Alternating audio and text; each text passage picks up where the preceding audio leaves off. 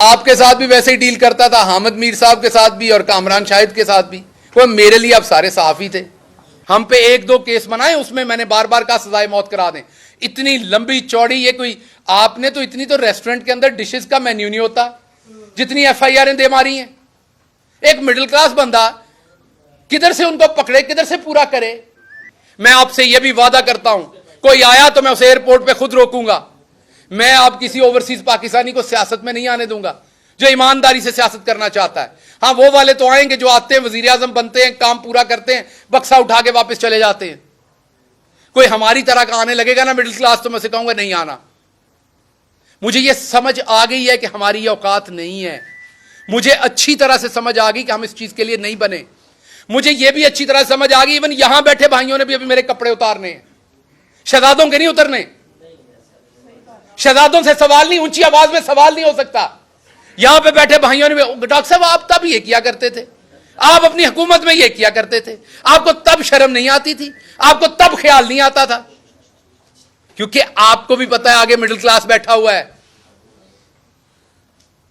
सो ये हमने पूरा माशरा जानवरों का माशरा बना दिया है।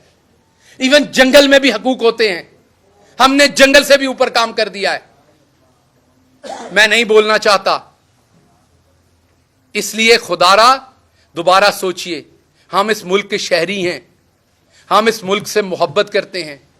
इस मुल्क के अदलिया हो, कोई भी इदारा हो, हर इदारे का एहतराम करते हैं, मोहब्बत करते हैं। पॉलिटिकल डिफरेंसेस हो सकते हैं, इसलिए इनको पॉलिटिकल डिफरेंस रहने दीजिए, इस हद तक ना जाइए। हमने नवाज शरीफ की तरह करप्शन नहीं की हुई, हमने पैसा नहीं बनाया हुआ। एक तरफ करप्शन करने वाले नवाज शरीफ के बेटे की तस्वीर लीक हो गई थी, तस्वीर लीक हो गई थी, कुर्सी पे बैठे साथ टिश्यू पेपर का डब्बा भी था। और मेरी रात के 2 बजे तशद्दुद करके मेरा ये जबड़ा तोड़ के तस्वीरें खींच के मुझे ह्यूमिलिएट करने के लिए रिलीज की गई, इसलिए कि मैं चौधरी नजीर अहमद गिल का बेटा था, मैं मिडिल क्लास था, मेरा कोई रौला डालने वाला नहीं था। मैंने किसी सहाफी को पेट्रोल पंप या उनके प्लॉट नहीं दिए हुए थे, मेरी माफिया नहीं थी। ख्याल करें, कुछ ख्याल करें। ये ला इलाहा इल्लल्लाह मोहम्मद रसूलुल्लाह के नाम पे बना मुल्क, ख्याल करें कुछ। अगर आम आदमी गलती से पहुंच जाता, ख्याल करें कुछ। बड़े सारे ख्वाब है मेरे गांव के मेरे साथ जुड़े हुए, बड़ी सारी ख्वाहिशें हैं उनकी अभी, और मैंने सब लोगों की तरह उनको डबोया नहीं है। आपने मुझे 16 दिन रखा, आप मुझे दोबारा 16 दिन रखें। मेरे पे एक छींटा करप्शन का निकाल के दिखाएं। पाकिस्तान में आज करप्शन करना नॉर्मल है। मेरी फैमिली ने एक दफा 2000 रुपए का पेट्रोल, सरकारी गाड़ी का 2000 रुपए का पेट्रोल जो है वो प्राइवेट गाड़ी में डाल दिया। मैंने अपनी फैमिली से लड़ाई की, मैंने वो 2000 का पेट्रोल उसी टाइम कैश के साथ सरकारी गाड़ी में डाला। मैंने इबादत समझ के यह काम किया है।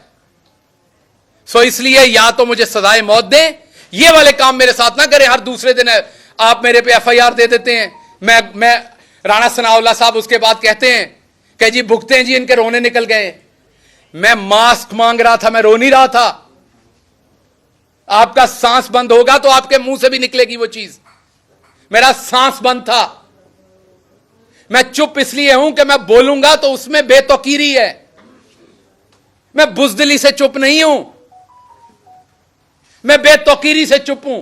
गुस्सा है अभी मेरे अंदर, मैं किसी अपने के बारे में कुछ गलत ना कह दूं, क्योंकि मैं गलत, आप अपना आपके साथ गलत भी करता है ना, तो आप गलत वापस नहीं कह सकते। जिससे आपने सारी जिंदगी प्यार किया हो ना, आपके साथ वो ज्यादती भी कर जाए तो आप वापस गलत नहीं कहते। मुझे अदराक है कि मेरे मुंह से कुछ गलत नहीं निकलना चाहिए, वरना इससे ज्यादा मेरे साथ और क्या होना है। जो हो चुका है, जो हो रहा है। मेरी आपने पूरी जिंदगी पिछले 6 महीने में तबाह करके रख दी। आप यहां तक नहीं रुके कि आपने मेरी बीवी पे झूठे केसेस बना दिए। मेरी बीवी जो कि एक प्रोफेसर है, पढ़ाती है, वहां पे पढ़ती है, पीएचडी कर रही है, आपने उसमें झूठे केसेस बना दिए ताकि वो पाकिस्तान ना आ सके। मुझे आपने ईसीएल पे डाल दिया ताकि मैं अपनी फैमिली से ना मिल सकूं। सब कबूल है, गद्दार मत कहिए, गद्दार नहीं हूं मैं। और जो करना है वो एक एफआईआर में कर लीजिए, आपके हाथ में है। और मैं आपको बता दूं, मुझे किसी ने नहीं बचाना, मुझे यह भी बताया।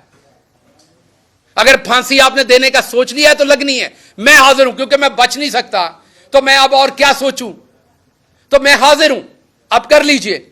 अगर जिंदगी इतनी लिखी तो ऐसे सही। लेकिन आपको पता है कि जिस दिन सजाए मौत दी जाती है उस दिन भी नहला के धुला के दी जाती है, उस दिन भी आपको खाना खिलाया जाता है, आपकी किसी सूरत तजलील नहीं की जाती। ये तजलील ना करें कि मुझे पता ही नहीं होता एफआईआर कहां है। मैं हर रोज नई एफआईआर ढूंढ रहा हूं, अदालतों के चक्कर लगा रहा हूं, जी बता दे मेरी एफआईआर कहां है। और आवाज बुलंद करता हूं कि पार्टी के लोग मुकदमे नहीं करते, कहते हैं जी पार्टी पे तनकीद कर रहा है। और भाई मैं बता रहा हूं, मैं असद उमर को देखता हूं, वो हर अदालत की पेशी पे खुद पहुंचे होते हैं। हक किनका लड़ रहे हैं? पंजाब के एमपीएस का, कि जल्दी इलेक्शन हो। और वहां 3 एमपीएस होते हैं, बाकी कोई नहीं होता। तो क्या यह गलत बात है अगर मैं करता हूं तो इसलिए आपके कोई सवालात हैं तो मैं उनका जवाब दूंगा। मैं सिर्फ यह चाहता हूं कि आपने जिस तरीके से फवाद चौधरी के केस में 4 दफा हाई कोर्ट के जज की बेतौकीरी की, इंडियन सुप्रीम कोर्ट फैसला दे चुकी है 124A पे। बंदयाल साहब, आप शान है पंजाब की, पाकिस्तान की, बड़ी बड़ी आपसे तवक्कुआत है, दुनिया की बेस्ट यूनिवर्सिटी से पढ़े हुए हैं। Please move your pen. अगर आप अभी जस्टिस नहीं करेंगे ऑनरेबल जज साहब, तो कब करेंगे? मैंने हराम नहीं कमाया हुआ गवर्नमेंट में, मैंने लोगों को हराम कमा के नहीं दिया हुआ, मैंने ट्रांसफर पोस्टिंग डीसी डीपीओ नहीं लगवाए हुए, मैंने हाउसिंग अथॉरिटीज के एनओसीज नहीं लेके दिए हुए, मैंने ग्रिड स्टेशंस के एनओसीज नहीं लेके दिए हुए।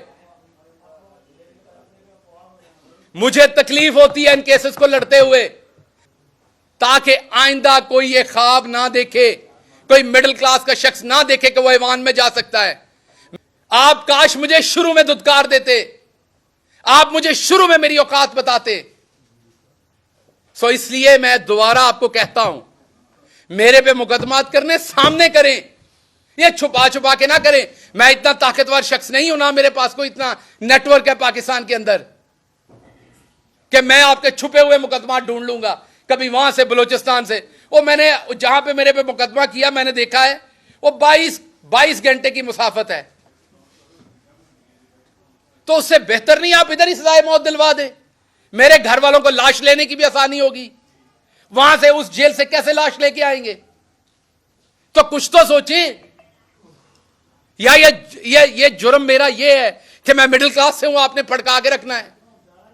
मैंने कभी नहीं कहा कि इवन नून लीग के किसी बंदे को आज तक मैंने नहीं कहा कि उसे जेल में डालें। मैं मुजफ्फरगढ़ से निकला, हमारी हुकूमत थी उस शाम को, मैंने कहा मैं सबको माफ करता हूं। आपको मेरी प्रेस कॉन्फ्रेंस याद होगी, मुजफ्फरगढ़ में मुझे पकड़ा गया था, हमारी हुकूमत बन गई थी। मैंने कहा यहां से ऐलान करता हूं, मेरी पार्टी किसी नून लीग वाले को सियासी मुखालफत बयानबाजी पे अंदर करेगी, मैं खिलाफ खड़ा हूंगा जाके। अभी भी कहता हूं, हमेशा खिलाफ खड़ा हूं।